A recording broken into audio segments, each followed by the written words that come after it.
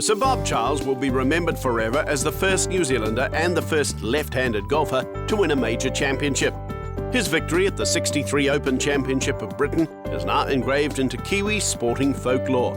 It's only appropriate that as he bowed out of international golf, we pay tribute to our greatest golfer.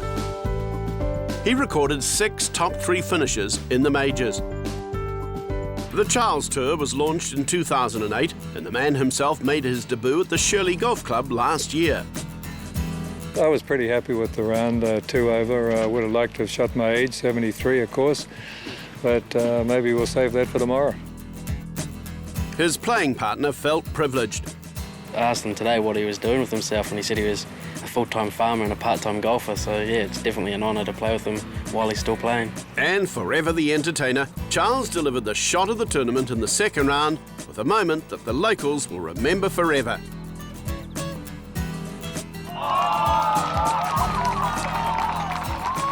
There is only one Sir Bob Charles, and he proved that time and time again. This was a good example for the young players to see the legend in action. It's not hard to see how Charlie has won over 70 professional tournaments worldwide. Did you get that on camera? Yeah, I did, yeah. You did? Well, I'll show you later on. that's good camera work. Yeah. You're a good shot. Well, it's been quite a while since I've had an eagle too, and of course, not being long enough to reach the par 5s and 2, I don't get too many opportunities to make eagles anyway, but no, it gave me a lot of satisfaction to. It is a shot that's worth seeing again. I did a little bit of grandstanding with everybody gathered around the last, and I'm pleased that you got it on camera. I don't think anything like any eagles I've had has been on camera. I think they're all out the back somewhere, not in front of the clubhouse on the 18th hole.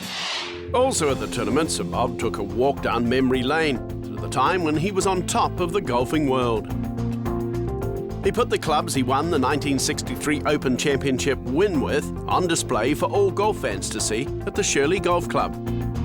It's great to have them on display in a glass case. I've been sitting in a cupboard out on the farm, and now people can come and see what did the trick, but there's only 12 out of the 14 clubs here. The sand wedge is missing. It's displayed in the clubhouse at Royal Leatherman St Anne's.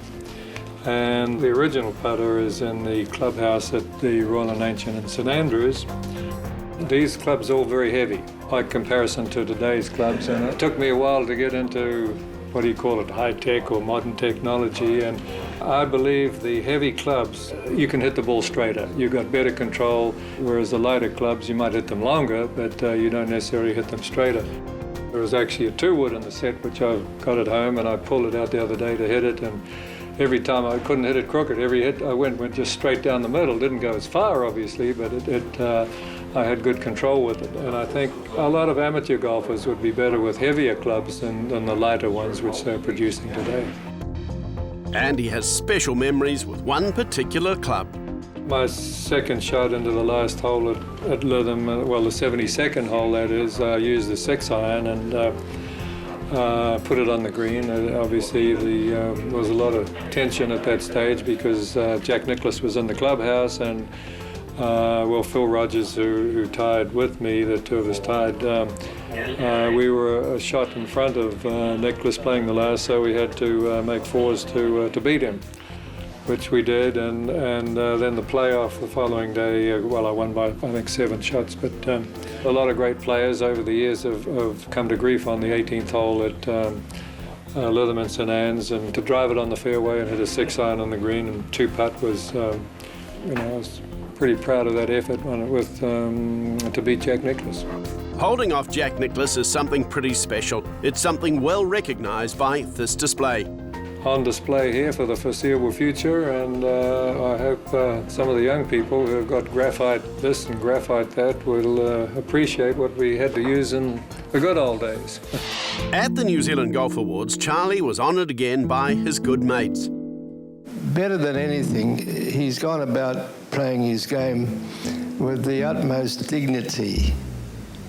And I don't think Bob ever emerged onto a first hole of a golf tee without his shoes shining perfectly. And so was his character. Anyway, Bob, congratulations on your retirement.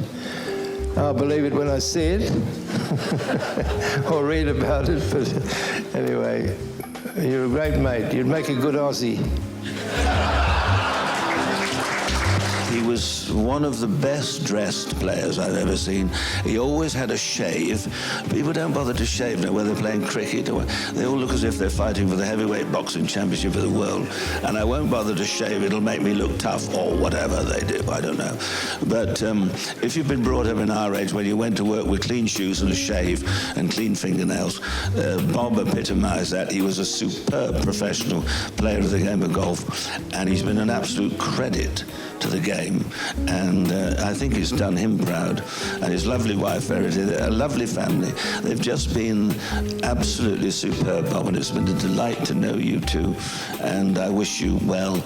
And I think if I lost a bit of weight in practice, we could change our names and go around the world. I'll play off 12, you can play off 6. We make a bloody fortune.